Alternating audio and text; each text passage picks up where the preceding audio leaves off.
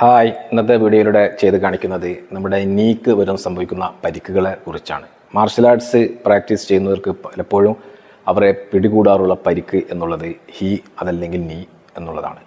അതുകൊണ്ട് എൻ്റെ വീഡിയോ ആദ്യമായി കാണുന്നവരാണെങ്കിൽ തുടർ വീഡിയോ ലഭ്യമാകുന്നതിന് വേണ്ടി എൻ്റെ ചാനൽ സബ്സ്ക്രൈബ് ചെയ്യുക.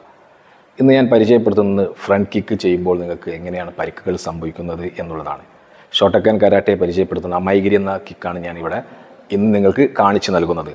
പലപ്പോഴും നമ്മുടെ വീടുകളിൽ നിന്നും നമ്മുടെ ക്ലാസ്സുകളിൽ നിന്നൊക്കെ ധാരാളമായിട്ട് നമ്മൾ പ്രാക്ടീസ് ചെയ്യാറുണ്ട്. പക്ഷേ വേഗതകളും ശക്തിയൊക്കെ ശ്രദ്ധിക്കാറുണ്ടെങ്കിലും ചെറിയ ഒരു അശ്രദ്ധയാണ് നമുക്ക് അത്തരത്തിലുള്ള പരിക്കുകൾ നമ്മെ പിടികൂടുന്നത് എന്നുള്ളതാണ്. കഠിനമായ വേദനയാണ് കാര്യമായി നീക്കി നമുക്ക് സംഭവിക്കുന്നത് കഠിനമായ വേദനയാണ്. നിരന്തരം നമ്മൾ പരിശീലനം ഏർപ്പെടും, പക്ഷേ വേദനകളെ വിട്ടുമാറാണ്ട് നമ്മോടൊപ്പം ഉണ്ടാകും.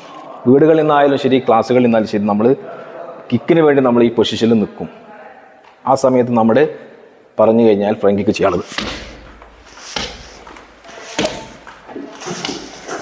ഈ രീതിയിൽ നമ്മൾ ചെയ്യാറുള്ളത്.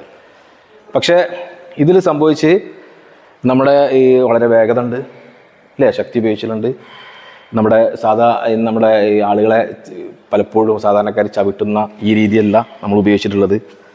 നമ്മുടെ ഫ്രണ്ട് കിക്കിന് ഏത് രീതിയിലാണോ, അതല്ലെങ്കിൽ മൈഗിരിക്ക് ഏത് രീതിയിലാണോ നമ്മളെ ചെയ്യേണ്ടത്, ആംഗിളിൻ്റെ ഏത് ഭാഗം നമ്മൾ ഉപയോഗിക്കേണ്ടത് എന്നുള്ള രീതിയിലാണ് ഉപയോഗിച്ചിട്ടുള്ളത്. നമ്മൾ ചെയ്യേണ്ടത് മൈഗിരിക്ക് ഈ ഭാഗമാണ് ടോയുടെ നമ്മൾ കിക്ക് ചെയ്യാൻ ഉപയോഗിക്കുന്നത്. അത് കൃത്യമായി നമ്മുടെ ഉദ്ദേശിക്കുന്ന പോയിന്റുകളിൽ നമ്മൾ നല്ല ശക്തിയോട് ചെയ്താൽ എതിരാളികൾക്ക് ഈ പരിക്ക് പറ്റും. എന്നാൽ ഇപ്പോൾ ചെയ്ത രീതി എന്താ, നമ്മൾ മുട്ട് കുടയുകയാണ്. പരിക്ക് നമുക്കാണ് പിടികൂടുക, ഒരിക്കലും എതിരാളിക്കല്ല. ഒന്നും കൂടി ഞാൻ കാണിക്കുന്നു. ഈ രീതിയിൽ മുട്ട് കുടയുകയാണ് ചെയ്തിട്ടുള്ളത്. അങ്ങനെയാകുമ്പോൾ എതിരാളിക്ക് യാതൊരു തരത്തിലും പരിക്ക് സംഭവിക്കില്ല എന്നുള്ളത് നമ്മൾ മനസ്സിലാക്കുക. നമ്മൾ കിക്ക് ചെയ്യുമ്പോൾ ശ്രദ്ധിക്കേണ്ടത് ഫ്രണ്ട് കിക്കായാലും ഏത് കിക്കായാലും നമ്മുടെ ഈ മസിൽ, ഹാംസ്ട്രിങ് എന്ന ഈ മസിലാണ് നമ്മൾ ഉപയോഗിക്കേണ്ട ശക്തി. ഈ മസിലിലാണ് ശക്തി നമ്മൾ പോകേണ്ടത് കിക്കിന്. നമ്മുടെ ലെഗിനെ പ്രസ് അതല്ലെങ്കിൽ പുഷ് ചെയ്ത് കൊണ്ടുപോകേണ്ടത് ഈ മസിലാണ് എന്നുള്ളതാണ്. അപ്പോൾ നമ്മളൊന്ന് ഇപ്പോൾ ഞാൻ ഉപയോഗിച്ച വേഗത ശക്തിയും ഉപയോഗിക്കാണ്ടാണ് ഞാൻ അത് യഥാർത്ഥ രീതിയിലുള്ള കിക്ക് ചെയ്യാൻ പോകുന്നത് എന്ന് നിങ്ങൾ മനസ്സിലാക്കുക. അത് താഴേക്ക് വീണു, നിങ്ങൾ കണ്ടു. ഞാൻ മുട്ട് കുടഞ്ഞുകൊണ്ട് കിക്ക് ചെയ്ത രീതി നിങ്ങൾ കണ്ടു. വേഗത ഉണ്ടായിരുന്നു, ശക്തി ഉണ്ടായിരുന്നു. അത്ര വേഗതയും ശക്തി ഉപയോഗിക്കാതെ എതിരാളി വീഴുന്ന ഒരു കാഴ്ച. കാരണം നമ്മുടെ ഈ മസിൽ ഉപയോഗിക്കുന്നതോട് കൂടിയിട്ട് നമ്മുടെ കിക്കിന് ശക്തി കൂടുന്നു, നമ്മുടെ നീ ഫ്രീ ആകുന്നു. അപ്പോൾ ഈ രീതിയിലാണ് നമ്മൾ കിക്ക് ചെയ്യേണ്ടത്. ഞാൻ പറഞ്ഞല്ലോ, ഇതല്ല, ഈ രീതിയിലല്ല.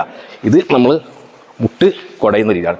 പക്ഷെ നമ്മൾ ചെയ്യേണ്ട കിക്ക് ഈ രീതിയിൽ മസിൽ ഉപയോഗിച്ചാണ് നമ്മൾ ചെയ്യേണ്ടത്.